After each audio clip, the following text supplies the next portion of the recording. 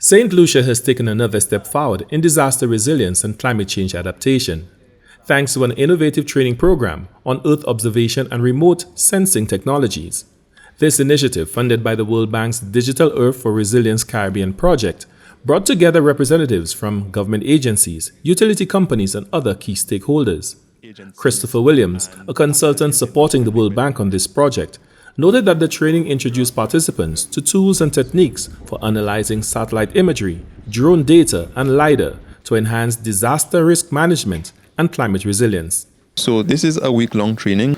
The intention is really to introduce a number of tools to these agencies, find different ways of using the data and software that they already know how to use, open source tools like QGIS, Python, other tools like Google Earth Engine, showing persons how to access satellite imagery. And the intention is really to provide this introduction and help them to learn these tools and hopefully to be interested in learning some more in the future.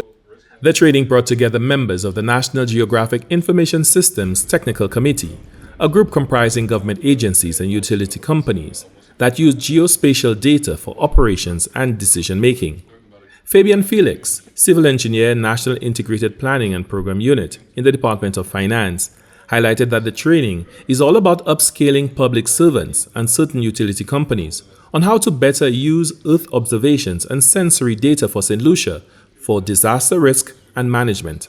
The Ministry of Finance has collaborated with the World Bank Group, and it all ties with risk-based asset management.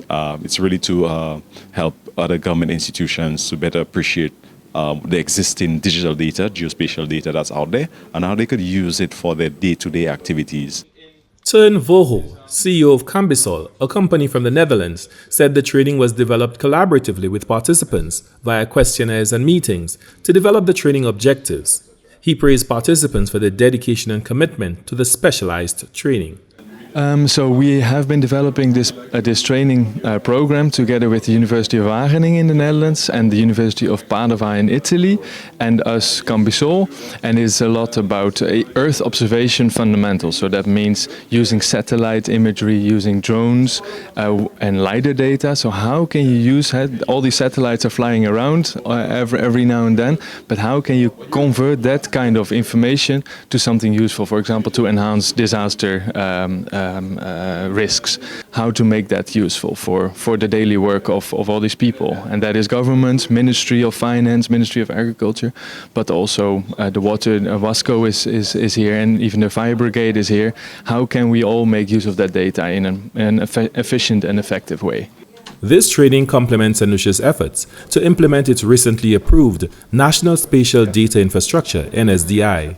The NSDI establishes a comprehensive framework for the development, archiving, dissemination, and management of spatial data.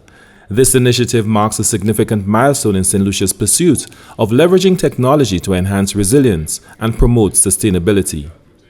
For the National Competitiveness and Productivity Council, Glenn Simon reporting.